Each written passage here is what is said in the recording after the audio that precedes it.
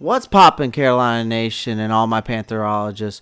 Welcome to yet another edition of Pantherology. Now, NFL Nation, this one is for you, but, my Carolina Panthers fans also like when I put out my NFL weekly picks. Of course, we are in the week 11 of the NFL season. So, before we get into today's topic, as always, I ask that you keep showing your support. Pound that like button, pound the subscribe button, and as always, comment down below at the end of the video. Let me know what you think. And then, as always, click that notifications bell so you always know and are updated when the new videos come out. All right? Let's dive into this bad boy. So, the first game we're going to talk about is the Kansas City Chiefs at the Las Vegas Raiders. Andy Reid's teams are usually 18-3 after a bye week.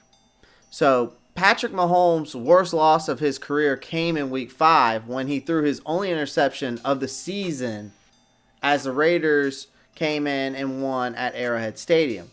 So bet on his first trip to Las Vegas being successful, because knowing that he needs his best to hold off a red-hot team shooting for Kansas City's divisional throne, Kansas City will run the ball better and play improved defense to split the season series. So I'm taking the Chiefs here in the win, 31-27. Next game, it's going to be the game of the midweek. The Cardinals at the Seattle Seahawks. Now, the Cardinals took over first place with the improbable last-second win against the Bills last week. They also survived the Seahawks in overtime back in week 7. Kyler Murray will stay sizzling, but look for Russell Wilson to rebound from his worst game of the season, likely with the help of Chris Carson and more of a viable running game that will take pressure off their overwhelmed defense. Ball control plus a high efficiency, lower volume Wilson gets Seattle back on track. So I'm taking Seattle Seahawks with the win here, 38-34. Now, NFC game of the week, Rams at the Buccaneers. The Rams defense is playing at a high level. The Bucs defense has been inconsistent but is capable of dominating against the run and by rushing the passer, which they did that very well against Carolina last week. Tampa Bay has strong memories of its primetime home meltdown against New Orleans, and so it won't let that happen again versus a long-traveling Los Angeles Rams. It will be easier for Tom Brady to manufacture the offense with the versatility playmakers around him than it will be for Jared Goff on the road. So I'm taking the Buccaneers win here, 24-17. My lock of the week is the Ravens over the Titans. The Ravens realize their chances of winning the AFC North again are fading. So they'll focus on making sure they at least lock up the wild card with Lamar Jackson. Their memories of being upset by the Titans at home in last season playoffs should be the prompt for them to play better in this rematch. The Titans defense is wilting while the Ravens can still count on theirs as their backbone, despite key injuries.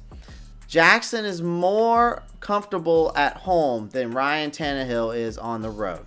So I'm taking the Ravens here in the win over the Tennessee Titans, 27-17.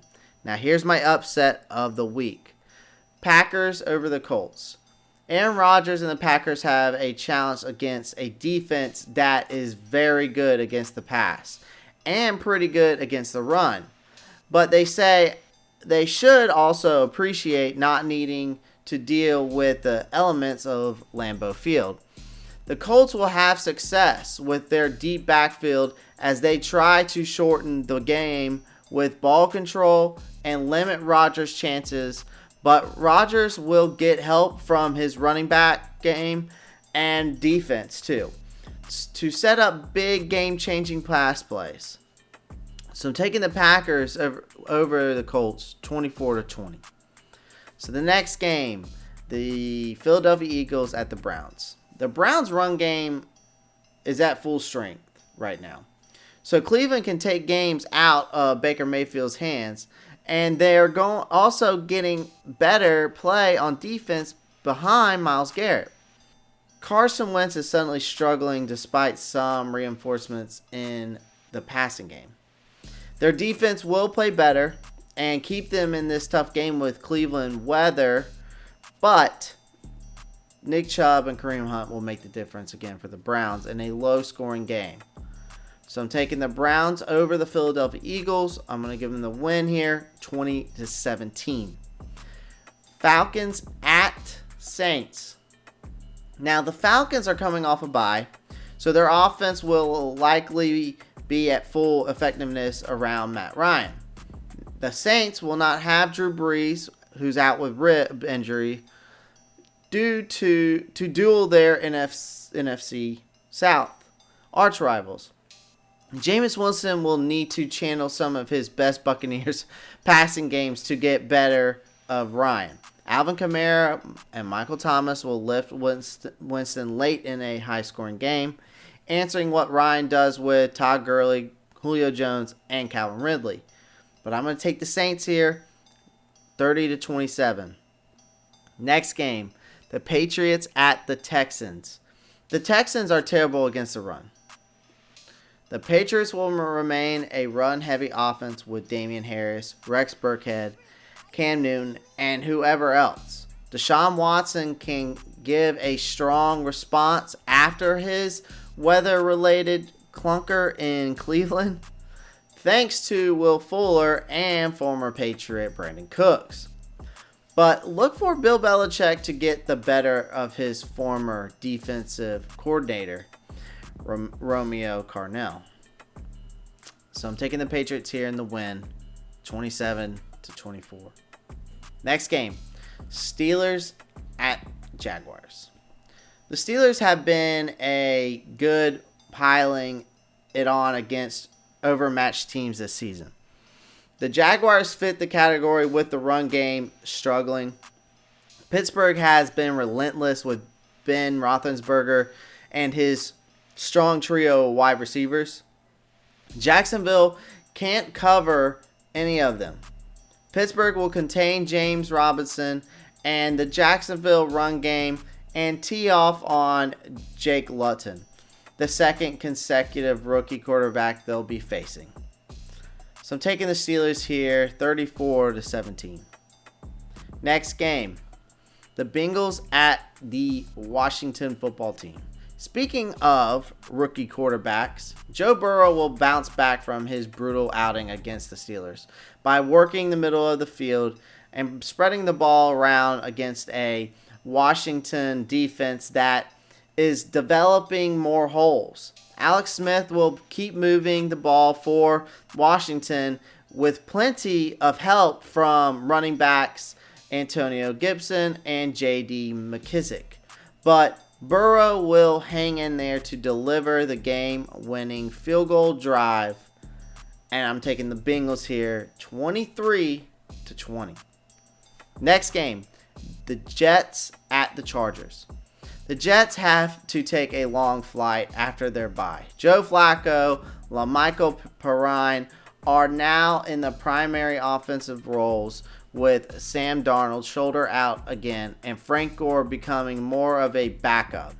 The Chargers should feel confident about Justin Herbert making big plays all over the field and having more success with its rushing committee. They simply don't win close games.